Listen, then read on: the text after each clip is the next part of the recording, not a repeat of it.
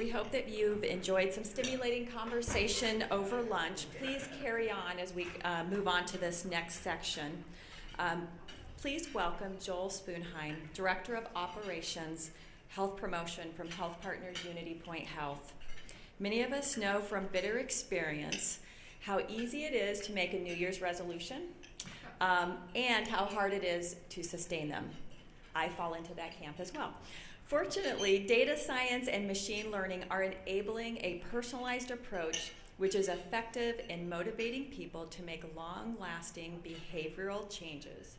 Joel will talk about some of the exciting approaches being used to help members keep moving towards healthier choices. Welcome, Joel. Thank you. Hey, gang. So I know you're still eating, but I'm going to ask you to indulge me for 2 minutes and to put your forks down, push your seats back, just for a second. I'm not going to make you do jumping jacks, even though I'm the wellness guy, but I am going to ask you to participate because I want to start out by making a lot of what we're talking about real. When you walk out of here and you look at people in restaurants or the populations that you encounter in a store, what I'm going to do is what you see. So I'm going to ask this table, I want the three of you right there to stand up because I've done a very scientifically accurate distribution of the population here. And that right there is about 7% of all of you. And when we look at claims, the three of them, the 7%, would be diagnosed with hypertension. Now we're going to take the rest of that table and have you three stand up. Please stay standing. Everyone just stay standing until I tell you to sit down. These folks make up 6% who are diagnosed with diabetes. Now, keep standing. We're going to grab these two tables, except for you two, all the way up to here. So the back table and this table, you three. These are 28% of the population who are at risk for diabetes. And now we're going to take you two and you. And now this is where conditions start layering on top of each other. But these are folks who may have diabetes, may not, but are at risk for heart disease. And we are at 50% of the population, give or take, right there, two conditions, diagnosed or at risk of developing them within 2 years. Okay, you guys can all sit down. Now, I'm going to ask you as the first person, and we're going to come over here, and we're going to keep coming, keep standing up, stand up, stand up. And that table and this table, stand up. You two get to sit there for a moment. These are folks, about 31%, who are going to file a claim this year for neck, back, joint, some musculoskeletal. Now, if all of you over there could stand up, please, and all the rest of you who are sitting down, stand up. Because here's the thing.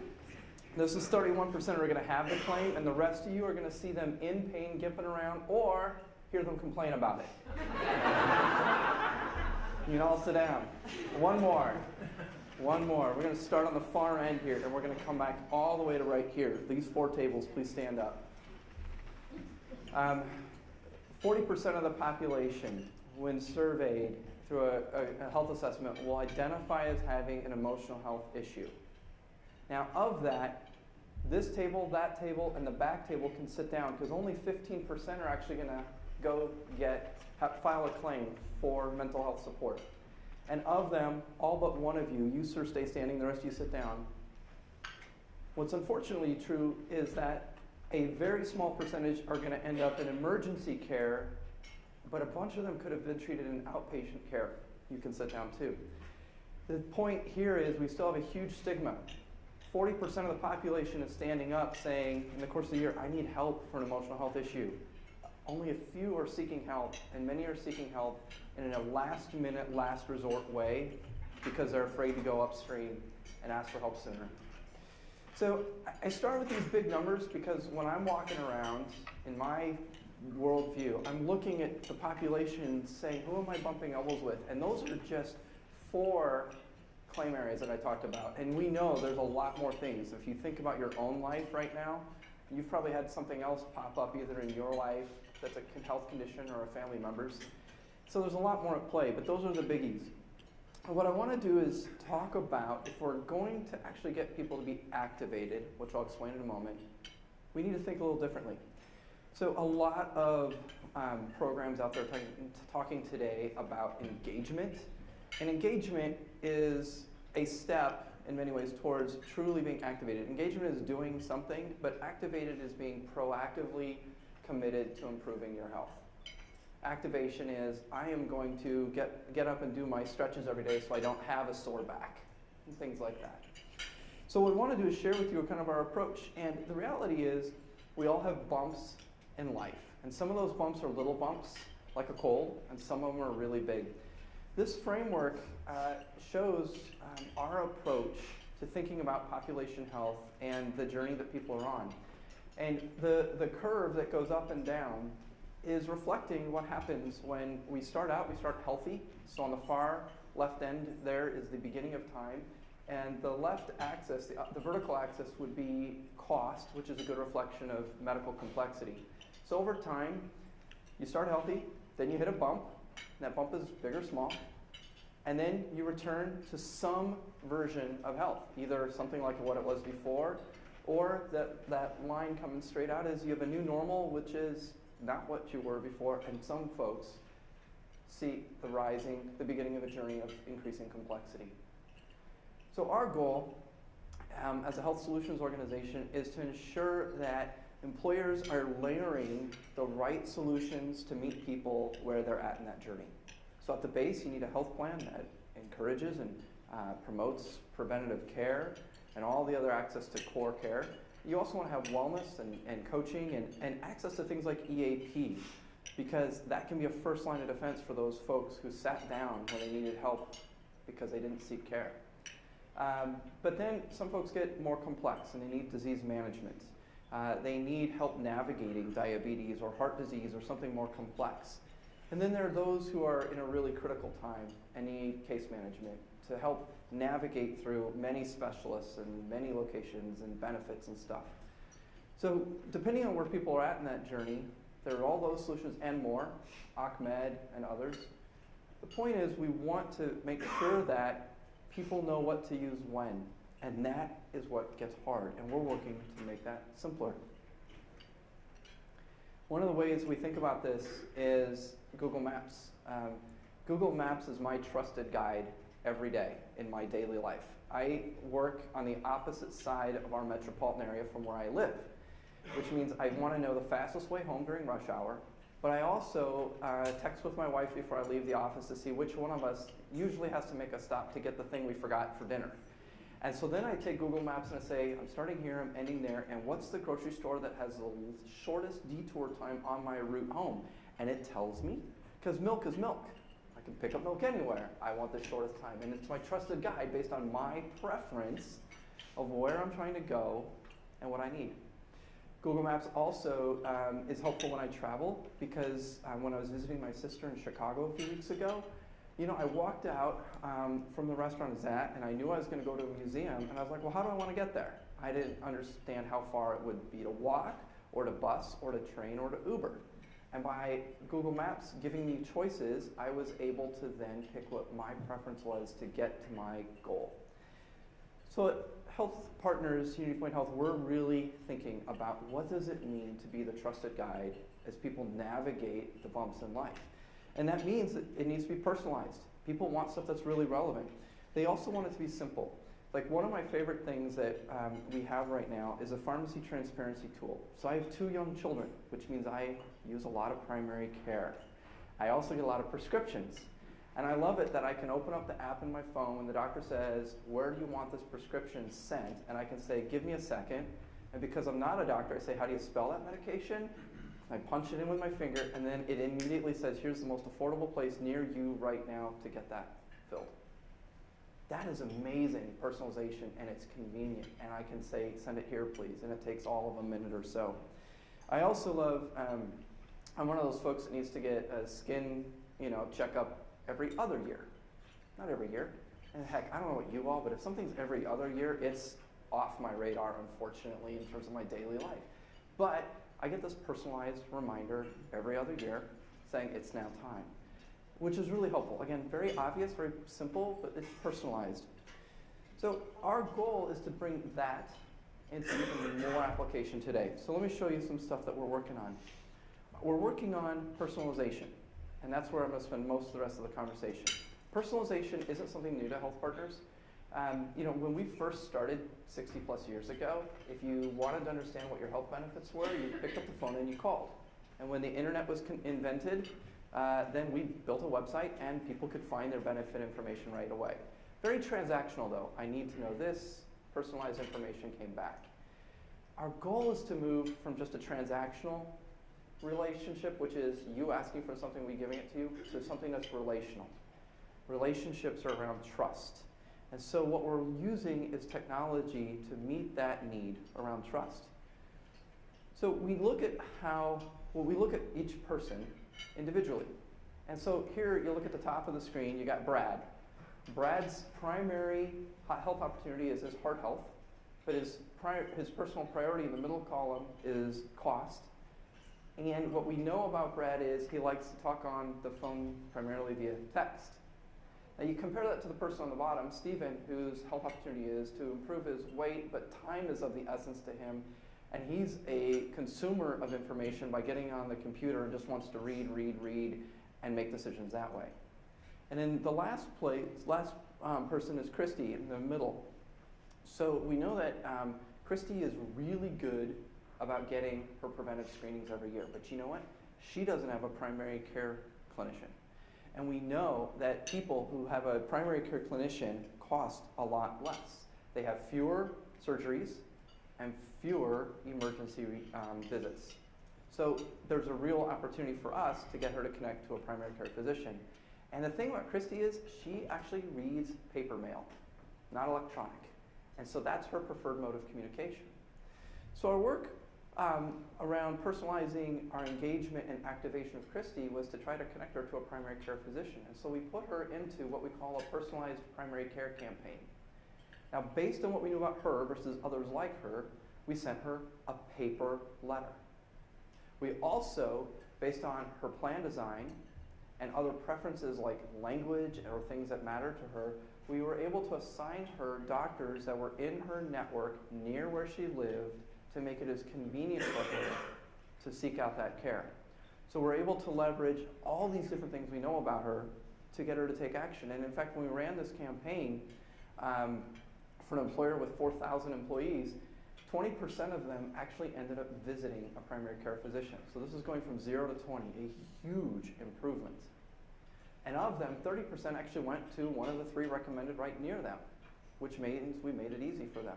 But the really exciting piece for the employer is that over 2 years, we were seeing an estimated $130,000 in savings to their health plan because people got in and got the right care at the right place. This is moving people in that journey to activation. People, though, react to a variety of different things and need different things.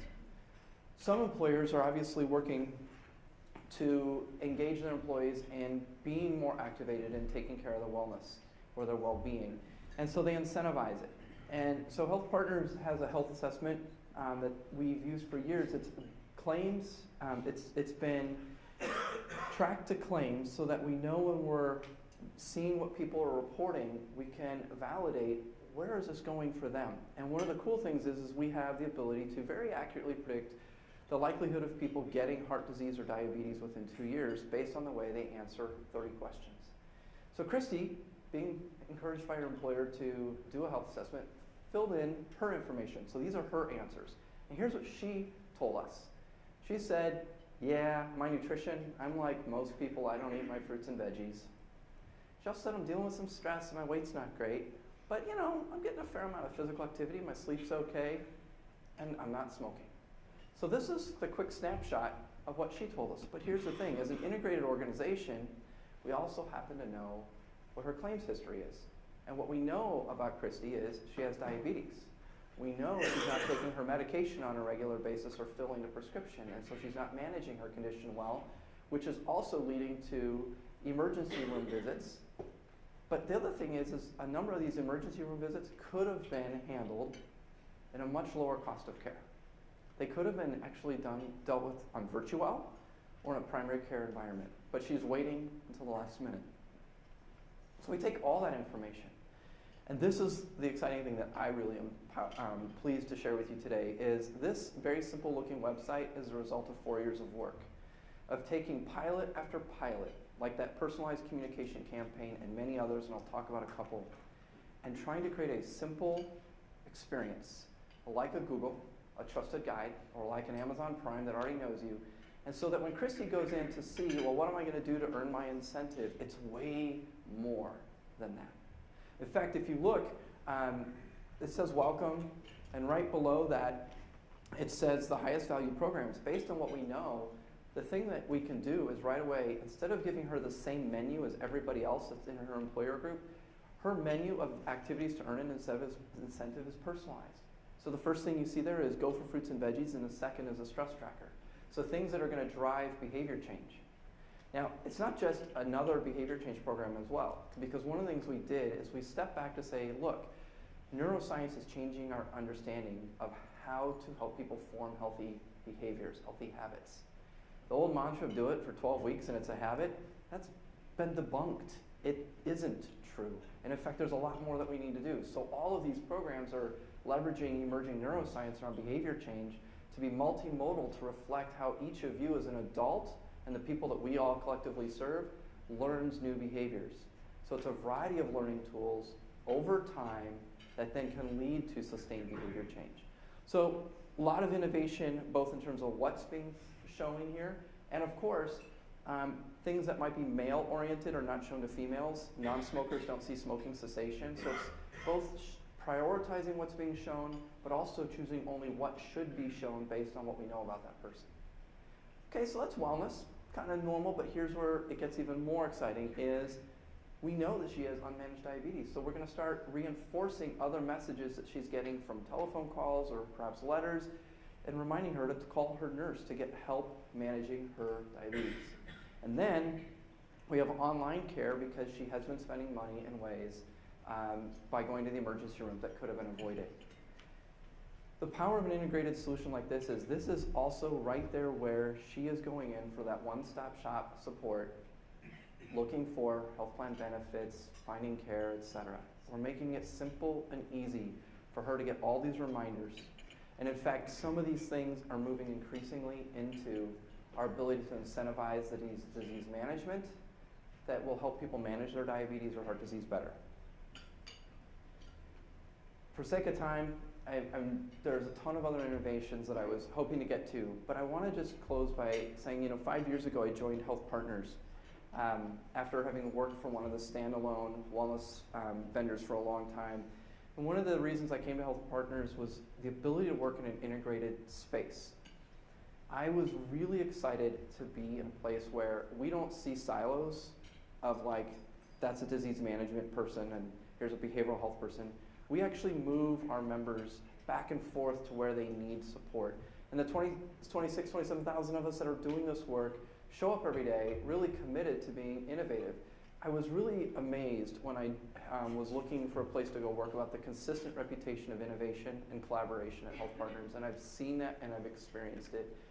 And so what I can tell you is that the reason a simple experience digitally can be created is because of this culture of collaboration that really focuses ultimately on something very clear, which is trying to have each of you and everybody we serve get to have more of their best days, their bump-free days every day. Thank you.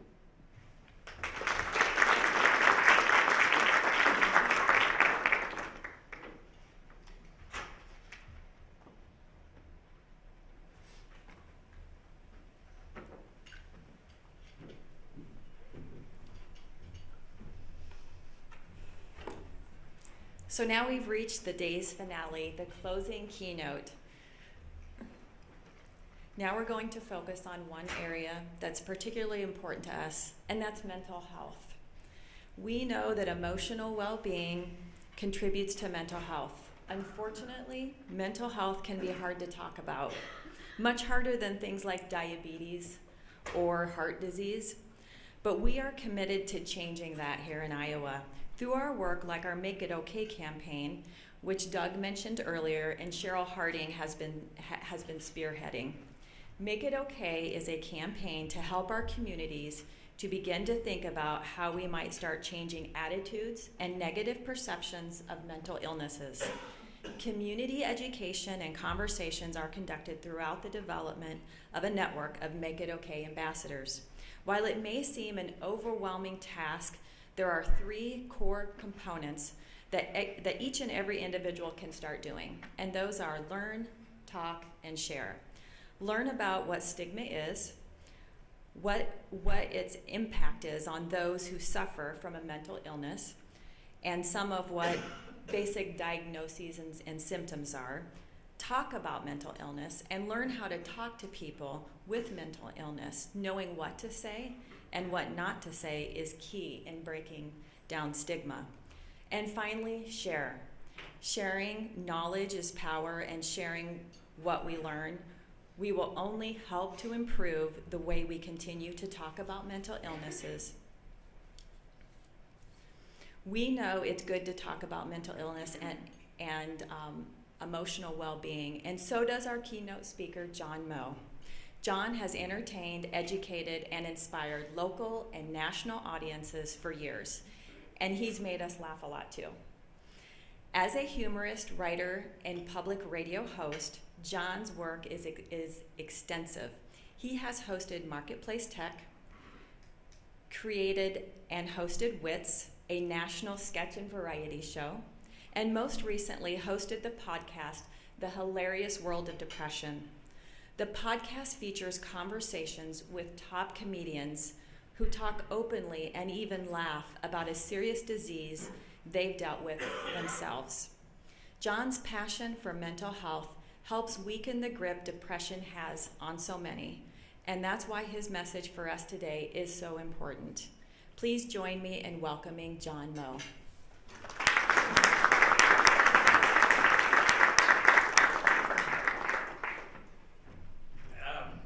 I'll say hello once I get to the microphone. Hello. Thank you so much for listening today. Thank you so much to HealthPartners and everything that HealthPartners is doing with Make It Okay. I'm pleased to be in Cedar Rapids because there was posted on my desk for a long time that said, Cedar Falls, make sure you go to Cedar Falls. And which was actually a storyline on Veep a couple weeks ago on the show Veep. She shows up to a rally at an airport that is empty because she got the wrong Cedar. Unlike everyone else in Iowa at a lectern lately, I am not running for president, so don't worry about that. There will be no slogans to chant.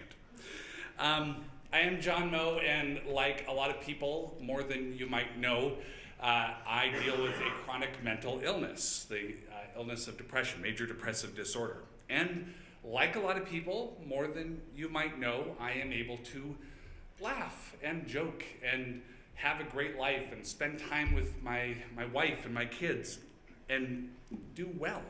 The difference between me and almost everybody else with depression is that somehow I turned pro. I was so good at it, I made it my career. I'm the host of the podcast, The Hilarious World of Depression. It's where I sit down and interview comedians, musicians, writers, artists who have dealt with depression. And we talk about what works, what doesn't, when they knew they had it, what they think about it. And I kind of started the show in part because I can't really define what depression is. And I would read about it, and nobody else could either. Wonderful authors, better writers than me, tried their hand and couldn't really do it because it's almost impossible, because depression is colorless, it's formless, it has no mass, it's odorless, it doesn't show up on MRIs or X-rays or CAT scans. It's invisible and it's quiet, and it's also murderous. It's also deadly. We know that it can be brought about through a genetic predisposition. We can know that it can be brought about or exacerbated by trauma, or both. Of course, we also know that there are people with trauma who haven't dealt with it. There are people with long family histories of it who are just fine.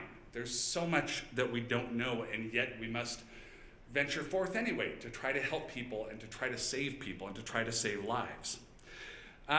Sometimes it's easier to know what depression is not. It's not sadness. That's an emotion. Depression is an illness. It's the difference between weather and climate. Moods come and go, but states of health tend to stick around. it might not even appear as sadness. It might manifest itself in somebody as anger. It might manifest itself as isolating tendencies, energy issues, sleep issues, weight gain, weight loss. There's all sorts of ways, inability to concentrate. There was a period where I couldn't read a book for several years. As a writer of books, that turned into a real problem. So it's incumbent upon us to understand it as best we can. And to me, that means going back to trauma and genetic predisposition. Last summer, I interviewed Andrew Zimmern, a celebrity chef, who said that trauma that isn't transformed is transmitted. Meaning, if you've dealt with trauma and you haven't really dealt with the trauma, if you haven't really looked at it and what it meant to you, then you're just going to keep passing it down. You're going to pass it down to a later version of yourself. You're going to pass it down to your kids, to your friends, to the world until it is dealt with. And I had that in mind last June when I got on a plane with my family to go to Norway. I was turning 50, and federal law states that you have to get interested in World War II and genealogy. So I was doing my part. My family is from Norway. My parents immigrated from Norway after my sister was born, my oldest sister. And so I went there with my own family, and it was an amazing trip, reconnecting with cousins and aunts, people who I hadn't spoken to in a very long time. And we went to the Norwegian Resistance Museum, my son and I. And it kind of buckled my knees, actually, because in one hallway, it's all about the resistance during World War II. In one hallway, there was a display of underground resistance newspapers. And in the same hallway was a homemade radio. And this was basically looking at pictures of my two grandfathers. My father's dad was a typesetter in a printing company, and he would print the underground newspaper. So I was looking at the papers that he had printed for the first time in my life. And after those papers were printed, they would be rolled up very, very tight. And then the sons of all the printers would come around, and the papers would be put in the handlebars of their bicycles. Then those boys, my dad, 8 years old, would drive around the city, ride their bikes around the city, delivering the papers secretly. And it's always been a heroic story. I'm so proud of my grandfather and my dad for doing that. But it also struck me there that this is trauma. I had asked my dad about it. He's no longer alive, but I had asked my dad, well, what happened if you got caught? And he'd say, John, these were Nazis. It would not go well. You probably wouldn't exist. And the trauma of that, as heroic as it was, involved my grandfather having to watch his only child bicycle off to try to do their part to beat the Nazis. I know from my grandfather, I know this about my grandfather, that all his brothers and sisters were from a different part of Norway, and they were a merry bunch. They formed singing groups and acting troupes, and he was the one who moved away. And in the only picture I have of him, it was a few years before his death, but he looks already dead. And he was said to be a constant smoker, a pretty much an isolated person in a loveless marriage. I saw depression in his eyes, and I know that it combined with trauma. Up north is where my mom was from, and that's where my grandfather had one of these homemade radios. And it was contraband. They couldn't have people finding out that people had these radios. And so whenever the soldiers would come around, he would scurry off to the barn and hide the radio under the hay until the threat had passed. Heroic, yes. Traumatic, yes. My mom was 6 years old when the war began. She spent ages 6 through 11 with German soldiers patrolling her streets and inspecting her home unannounced. She reports that after the war, during the war she lost her sister to diphtheria. She reports that that same grandfather, that hero, had enormous rage issues, was dangerous to be around, could not be spoken to if anything went wrong. She reports hiding from him. And when we were there, we saw this barn that's still in the family.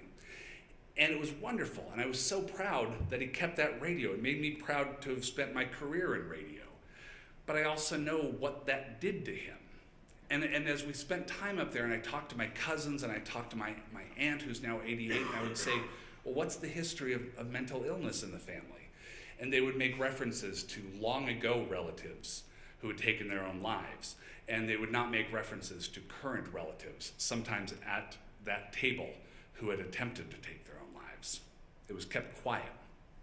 You tamp that down. After I left, my aunt called my mom. My mom's lives in Seattle. And she said, well, why did John ask all those questions? And my mom, God bless her, said, because he wants to find out things.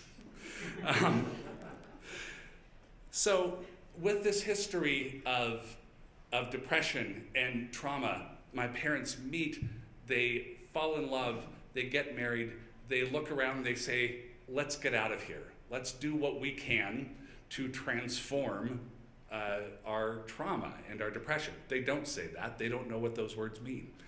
But they do whatever they can because they can't go to therapy. They can't get on medication. There is no HealthPartners. There is no Make It Okay. They do whatever they can to make a radical reset of their lives to try to get rid of these issues. And they go to America, where they have one relative, and they hope for the best. And unfortunately, that's not how it works with mental health issues. Mental health issues always come with you. They ride in the overhead compartment whenever you travel. And they get to America and they have 4 kids, and the youngest is me. And after a while, with these 4 children in a country that is still relatively new to them, things begin to break down a little bit for my dad. And the trauma catches up with him, and the depression catches up with him, and the stress. All these factors are in play. They do not have HealthPartners. They do not have Make It Okay. And they do have vodka. So my dad starts to drink, and drink, and drink, and drink. And he's never abusive. He's a wonderful person. But it's just that for huge stretches of time, he's not there. His body is, but he's somewhere else. And because whatever you grow up in is your idea of normal, I just think, well, this is how dads are. They have their drinks after work, and then after 5 o'clock, you can't really talk to them. I understand. My brother, Rick, sees this happening and starts to come into his own mental health issues. He had what were then called, what are now called ADHD and dyslexia, what was then called being a bad kid and being a dumb kid. And that's what his teachers told him. And because they're teachers, that's what he believed. It never occurred to him that there might be something here that isn't his fault. He didn't choose to not be able to sit in his seat. He didn't choose to read poorly and transpose letters. Who would make those choices? But he believes it. And he doesn't drink, which is good. And he starts smoking a ton of pot, which is bad. And that begins to escalate. And that gets into his grades, and he doesn't finish school, and he starts to use more drugs. Now my drug of choice when it starts to hit me is the Carol Burnett Show and Happy Days and Mork and Mindy. I get way into comedy because I think, well, this seems relatively safe, and it's so rewarding and joyful, and there's always a payoff, and it makes sense. Comedy is a very ordered thing. There is a premise, a setup, and a punchline, and you know the punchline is coming, and for that moment you can live in a world that makes sense. I needed a world that made sense because the current one didn't. Round about junior high, depression hit me like a truck. Now, I had heard about puberty. There had been slides. There had been awkward health classes taught by reluctant gym instructors. But they never covered this. They never covered this screaming sensation in my mind, this feeling like I was falling and never hitting the ground. That wasn't in it. But what I did know was that when things happen to you and things aren't going well, you shut the hell up about it and you move on. You get over it. You, as my father unhelpfully said, you snap out of it, which is just a bunch of snapping where nothing happens. But I had comedy, and that made sense to me. And so I thought, well, fine, I'll just watch a lot of comedy, and I'll just be a secret freak. Because these things are so crazy that are happening in my mind, and nobody else has ever talked about this, so I must be the only person this is happening to. And that's really bad news. I better tamp it way down. And I continued to seek ways to kind of live in a better world. I discovered theater and had a bit of a knack for it. And soon I was in every play, every performance thing I could possibly do, because in theater, unlike the rest of the world, you know what to say. And you know what other people are going to say to you. And you understand the relationships because they're all on the page or discussed during rehearsal. I wish that the rest of life had rehearsals before you actually had to go out and live. And then, best of all, at the end, you bow and everybody claps for you, providing you the approval you can never provide yourself. It's wonderful. Theater's great. I go forward. I go out into the grown-up world. Despite all these things happening in my mind, despite moments when I would have panic attacks, which I didn't know were called panic attacks. I didn't even know what they were. I just figured I was temporarily dying. All sorts of signs are going off, but what I did was kind of it's like if I was driving a car and the check engine light went on and there was a horrible grinding sound, I pretty much turned up the radio, because then that wouldn't be an issue. Then I wouldn't hear the horrible grinding sound. And obviously the thing to do is to get that shit into a mechanic right away. And so I move on from acting to writing, because then I can still get acclaim from strangers but stay home in my sweatpants. And that turns into a career in public radio, which is really wonderful and rewarding. And soon I have a career that I need to take seriously. I get married, we buy a house, we start having kids. The stresses start piling up, and I start to fall apart. This is in my 30s by this point. And I don't return phone calls or emails to friends anymore, because I think, well, they're saying they want to get together, but I'm going to be a bad friend, because how could I be anything else, because I'm a bad person, and I'm pretty sure I'm a bad dad and husband, so I can't be a good friend. I'm going to save them the trouble of realizing that and just not talk to them. Turns out many of those friends were reaching out because they saw these warning signs and were worried about me. I start to isolate. I stop sleeping.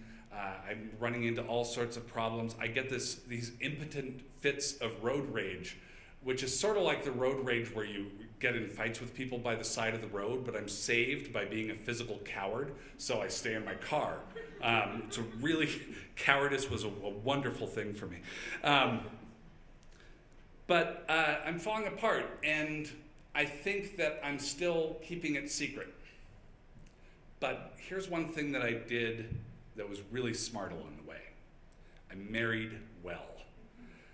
I met someone who was the funniest person I'd ever met. She liked me. We made each other laugh. We made each other laugh on the phone about 10 minutes before I came into this speech. And she knew me. She got me. And she said, "I'm worried about you. I think you need to go to a doctor."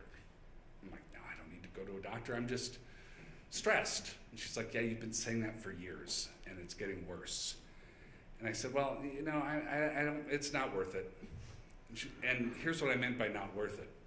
At the time, I was on a health plan that had a $10 copay. I didn't think I was worth $10 to go to a doctor. Plus, I thought, I don't want to waste the doctor's time, despite the fact that talking to people for whom something is going wrong is the entirety of a doctor's job.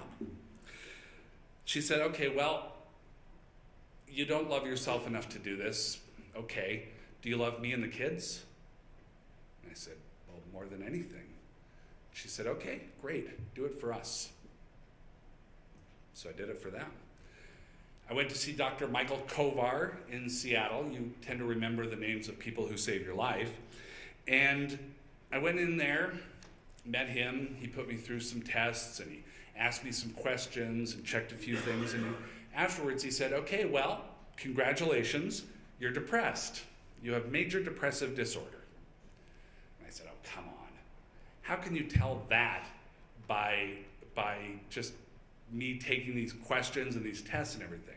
And he said, John, I've been at this a while. I knew it when you walked into the room. The other stuff was just to confirm. And I said, okay, well, all right. Well, then what? I don't want to get on a bunch of pills that'll just make me happy all the time. And I don't know why I said that, because that would be awesome. Wouldn't that be great? And I said, but I don't want to just be a zombie. I just don't want to be all slack-jawed. And he said, well, if that's happening, then you're on the wrong pills or in the wrong dosage. I said, well, I don't know. And he said, look, how's the status quo working out for you? I said, not well. He's like, all right, let's start trying things. Here are things we could try. We could try medication. I could recommend some therapists. We could talk about the different forms of therapy that are available. We could look at diet. We could look at exercise. We can, a lot of people get a lot of results from meditation, from yoga, from prayer, from community involvement. There are so many different ways, and some of them might not work for you, but probably some of them will work for you. Everybody has to find their own path. It's a lot of trial and error. And I left that meeting with a plan, and having been told that I have a chronic mental illness and have had for most of my life. And I processed that information a little bit, and it felt wonderful. Because for the first time, this was something I had and not something that I was. This wasn't a choice that I had been making, which I never understood, because again, who would choose this kind of life? This was something I could do something about, and I wasn't inherently bad. So I did the right thing. I took my new meds sporadically, and I blew off therapy appointments. And I generally acted like knowing the problem and treating the problem were the same thing. Turns out they're not. I'm sitting in my office in Seattle on April 4th, 2007, when my wife calls, and she tells me that my brother Rick had shot himself in the head down in San Diego, where he had lived for many years, in and out of homelessness, on and off substances, but presumably clean for a while now, and volunteering at a sobriety hotline. And then he got out a gun and shot himself. And I said, is he dead? And she said, well, I don't know, but you need to go down there. You need to fly down to San Diego with your mom and your sister. And Rick had been spending all this time on this sobriety line. When we got to the hospital, the people from that sobriety line were the people in the lobby. And they were shocked but not surprised about what had happened. But Rick had spent every moment that he could trying to tell people, you can get better. You can have a better life than this. The person he was never able to convince was himself. Rick thought that he had let everybody down by being an addict, by having a mental illness. Even though he knew so much about addiction, he felt bad about it. And the moment of crisis came when a doctor had told him, hey, your brain's in pretty rough shape. You might need to consider some more intensive therapy or an inpatient facility for a while, because methamphetamine really screws up your brain in the long term. And he felt so devastated by that he shot himself, and he died right after I got to the emergency room and saw him one last time. And a few days later, we were back in Seattle to scatter his ashes in Puget Sound. And we were driving down to the marina where we had chartered this boat, and we parked the car, and my sister got this box of ashes out of the back of the car to take down to the boat. And for whatever reason, my mom said, is it heavy? And my sister just took a beat and said, well, he ain't heavy, he's my brother. And yeah, we were all feeling just as terrible, but we're like, give it up for you. That was pretty good. Turns out we were all kind of comedy fans. I had to give it to her. And we had a memorial later that day, and various of my parents' friends came, people in their 60s and 70s. And I thought, this is wrong. This isn't how it's supposed to work. He's supposed to go to their memorials, not them at his. And it felt sad, but it just felt like a broken system. There was disrepair in the social order. And these people would come up to me and say, oh, I remember Rick and these jokes that he would play on people on camping trips. And I remember Rick and this funny thing he said when he was 12. And I remember Rick and when we went to Mount Rainier when he was 8 and how great he was and how kind he was. And I'm like nodding along, and I would finally say, yeah, those are great memories. He was in his 40s when he died, and he spent a lot of years addicted to drugs, and he had some significant mental health problems that we never knew about. I never knew he was depressed until I found out that he had shot himself. I said, those are all parts of who Rick was. And at that point, those family friends would usually say, well, good to see you, and tap me on the shoulder and go talk to somebody else. And I thought, this is dumb, is what this is. Because if Rick had talked to more people, he could have gotten through those moments, and that's what happens with suicide, is often it's a terrible moment. And if you get through it, you have a chance to get to a better place. That's why big fences on bridges are so important. You just got to get people through that moment.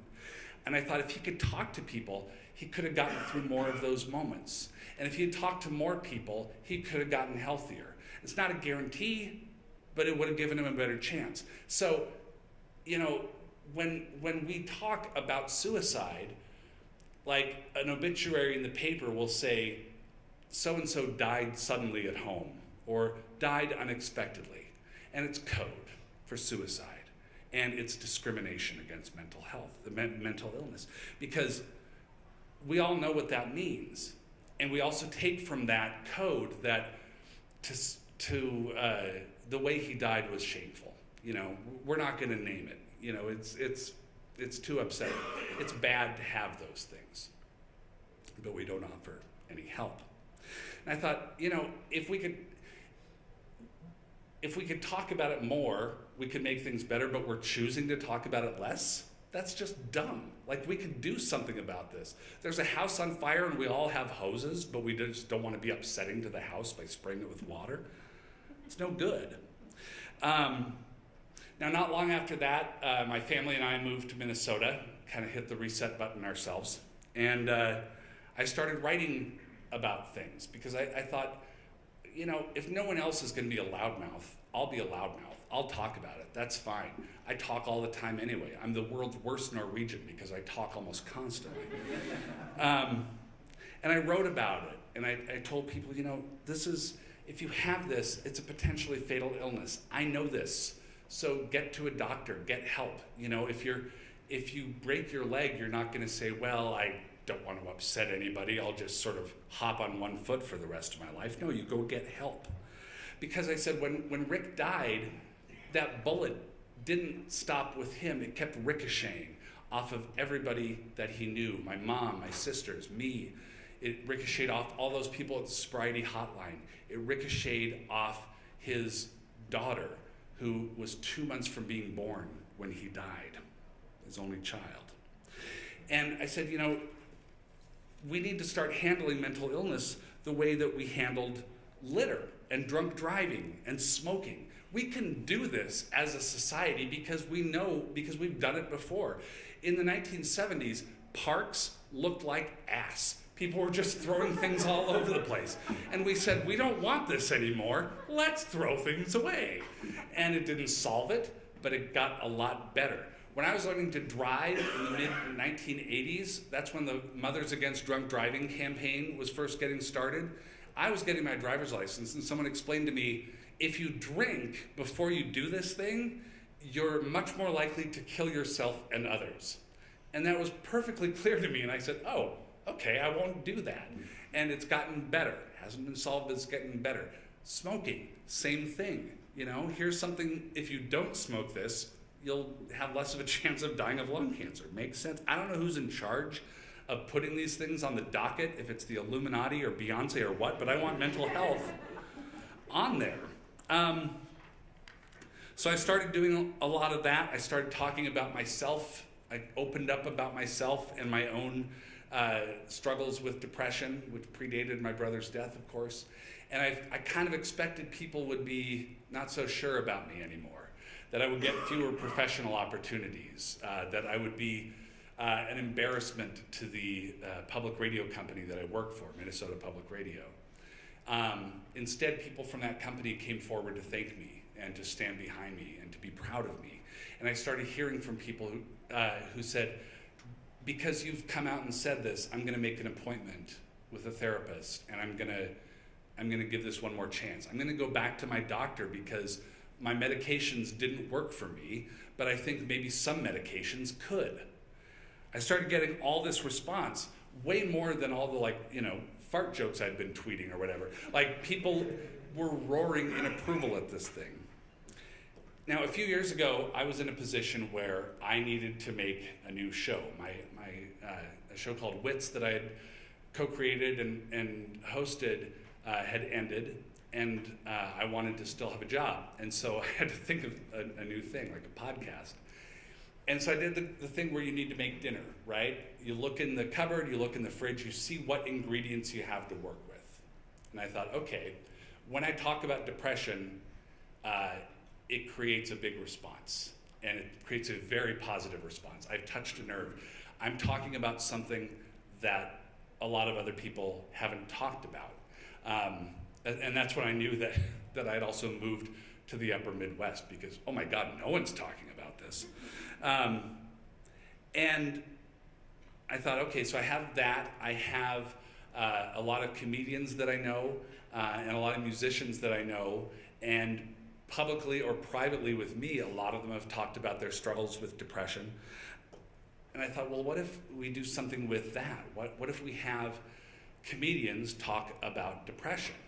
You know, the one thing that is the opposite of comedy, seemingly. What if we take this vast talent pool of people and then just talk about the thing that bums everybody out? And I couldn't decide if it was the greatest idea I'd ever had or the absolute worst. And so I'm like, should I do this? Should I not do this? Because I knew that comedians are able to phrase things in a certain way that cuts through the fog of everyday life and connects to people. That's their job. That's what they're supposed to do. So they say the things that you might be thinking, but you didn't think anybody else was thinking. And when that happens, when they say that thing and it connects with you, there's this sense of relief because you're not alone. You're not crazy, and you're not the only one thinking that. And from that relief comes laughter. This moment of joy that, I have friends. I have other people who understand me. I said, what if we do that with depression? But at the same time, it's still a podcast about depression. Wouldn't this be a colossal bummer? And so I thought maybe I shouldn't do it. So when my boss said, well, okay, what would you call this show that you're talking about? And so I tried to sabotage myself by thinking of the worst title for a show in the world. And I said, I'd call it The Hilarious World of Depression. And he said, great, we're going to make a pilot. And I said, shit, now I got to do it. But it turned out great. We made a pilot with Patton Oswalt, who said some amazing things about how no matter what level he gets to in his career, and he's been the star of movies, he always thinks, if I just get to the next level, then I'll be happy. Then it'll go away. That's something that's followed me my whole life. Like, if I get that promotion, then I'll have nothing to be depressed about. If I get that other promotion, then I'll have nothing to get depressed about. Too bad, depression isn't about anything. It's just a thing that is. And so we made this pilot, and then somebody at work said, well, we've got a meeting set up with HealthPartners to hear this pilot, to go over it. Can you send over some CDs of this pilot? And I said, sure. So I sent him over And it got really blue, the pilot. I didn't know I was going to have to impress healthcare executives when I made it. So it got a little extreme. But we met with some people from HealthPartners. And I said, look, I just want to do this show because I think it can help. I've been in radio for a long time. I've been on Earth for a long time. And I just want to make things a little bit better than they are, you know? And I want to, it's too late to save Rick, but I want to save somebody else's brother or sister or mom or dad, son, friend. And I said, you know, if we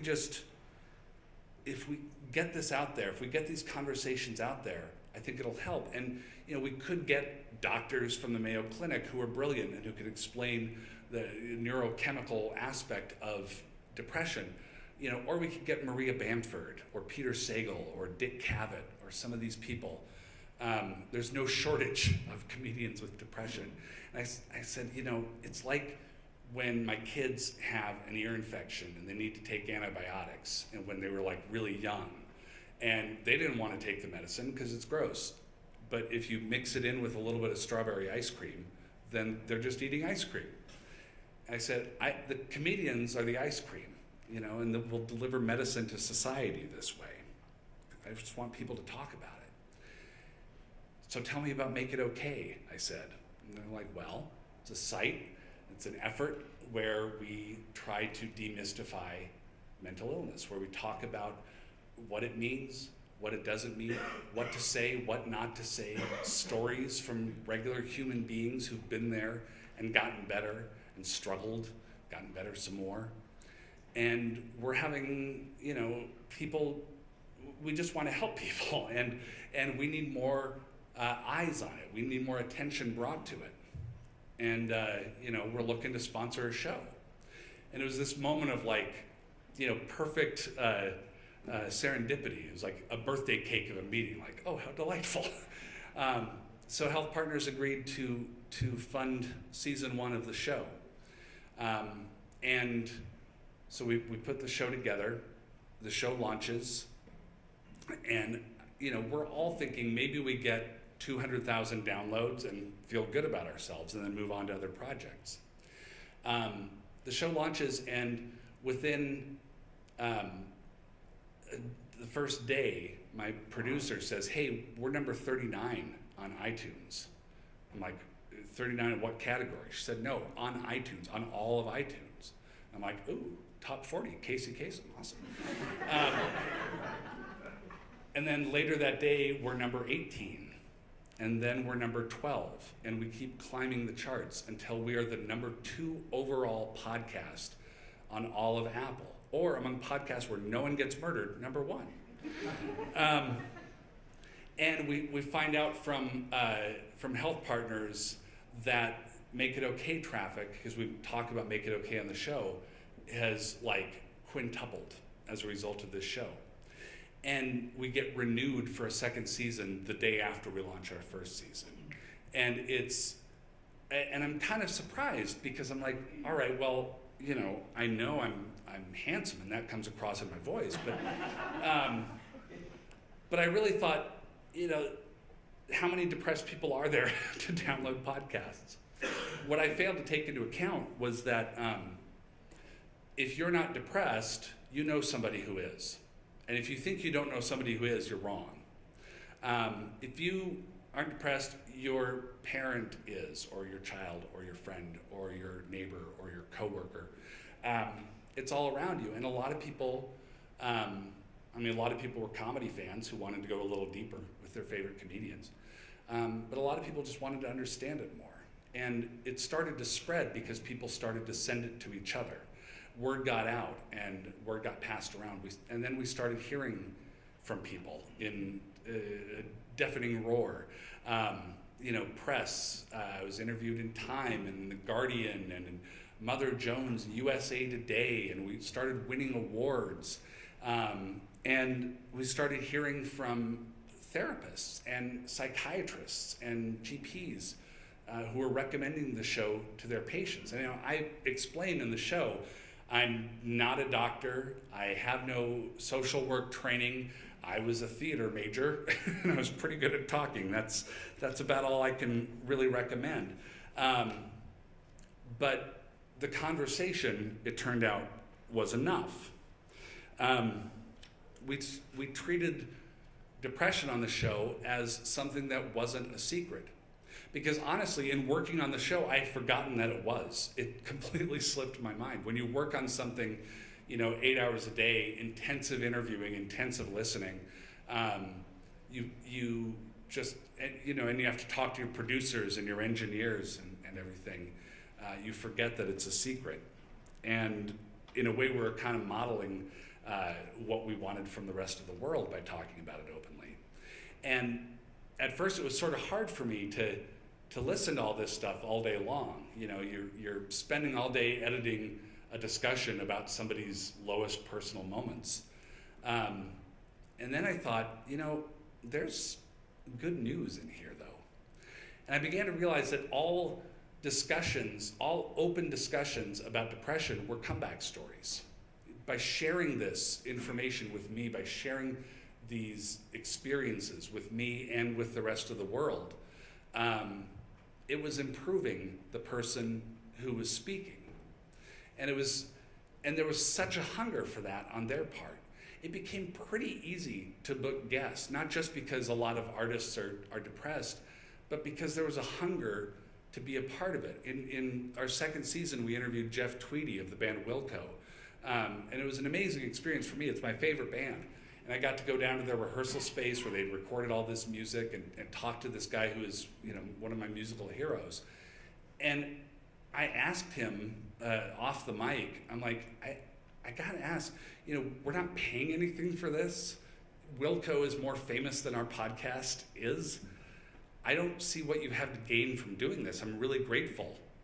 And he said, I just think it's cool. I just think it's cool to talk about it. And if it could get other people talking about it, that's cool. And I'd never been called cool before in my life, let alone by a rock star. So it was very, very rewarding. We started hearing from listeners who say, got a couple of the messages here. I just needed to tell you, after years of struggling with depression, and I was recently able to get back on antidepressants. Your show helped a lot. Thank you so damn much.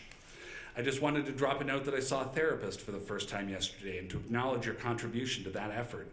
The way that you frequently address mental health in a way that removes stigma and encourages normalization was a contributing factor in my finally taking a step I should have taken a long time ago.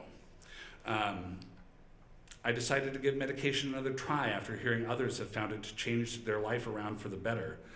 I've been having a rough time. Your podcast helps.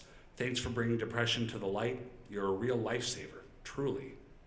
It's always a little chilling when I get the "you saved my life" messages. What I try to tell people is, nah, and also don't put that on me. But I think that we're able to, I talked to a friend of mine, John Darnielle, who is in a band called the Mountain Goats, and he writes very honest and sometimes painful songs, and people tell him, oh, you saved my life. Because of that song, I didn't do a big thing I was gonna do. And he says, no, I didn't save your life. You saved your life using a tool that I made. And as an artisan, as a crafter of tools, I'm very, very happy that that happened. But you used it. You were the one who did it. It's easy to forget that when you're depressed, that when you do save your life, you're saving your life. And in part, that's because depression lies. It's an incredibly skilled and talented liar, and it lies to you all the time. It distorts your world. It tells you that you are weird and unique. You're not. One of the big messages we have on our show is, you're not so special. Anything you're going through, there's somebody within a football's throw of you who's going through the same thing. Maria Bamford is a comedian who was on our show, and she said, Google your symptom. You'll find somebody's on a book tour talking about this exact thing.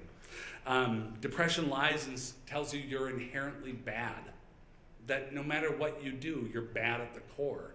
And that's not so. It tells you that you deserve this, which you don't. It tells you that you're choosing to act like this and to feel like this. And who the hell would ever make that choice? And it tells you that nothing can be done, that in the end you've lost, it's over. Nothing can ever help you. And that's one that I believed until after the second season of making these shows. I had been through all I had been through, and I thought, well, when I make this show, I'm at least helping. It's too late for me, but I'm at least helping others to get better. I'm never gonna feel better, that's fine, but others can do it. Until after the second season of the show, where I finally started questioning that. I'm very, very slow to pick up on things. M. Night Shyamalan movies are amazing to me because I never see any twist coming. I'll be shocked at a twist in a movie, and then my wife will just shake her head, not believing that she married this guy. But finally, in the off season, immediately after that, I got back from that trip to Norway.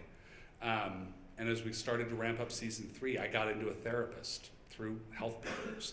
And I finally understood the work that I had to do. I finally understood what my problems were.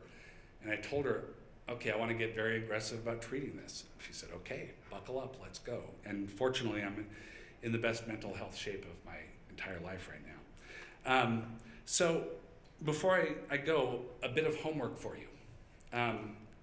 And it involves no medical background at all. It is currently 1:36.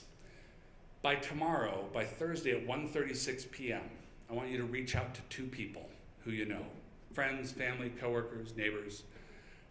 Ask them how their mental health is. You know, it's a question they might not be expecting, but in the same way that you might say, how you doing? Just take it a little further with that little detail. How's your mental health? There's a very good chance they will say fine and walk briskly away from you. And that's okay, because then they know that that channel has been opened. And then they know that somebody in the world that they're living in has asked that question, which means it's okay to answer that question. It means that when they are ready to answer that question, they can come back to you. Or if they don't come back to you, they can open up about to somebody else because they know that that's been asked. And they might say, it's really great. And then, I mean, good for them. They might say, oh, you know, I've had some problems lately, and here are my problems. And you don't have to solve those problems. You know, just listen. You don't have to become them in a deep empathetic reaction. You can just listen in a caring way. And then the world gets a little bit better, and everybody's a little bit less alone. And then maybe they will spread that too. Maybe it'll inspire them to ask somebody else how they're doing. Maybe we can get a dialogue going. It's a little bit like getting some trash cans out in the parks, but maybe we can make things a little bit better than they are. Thank you.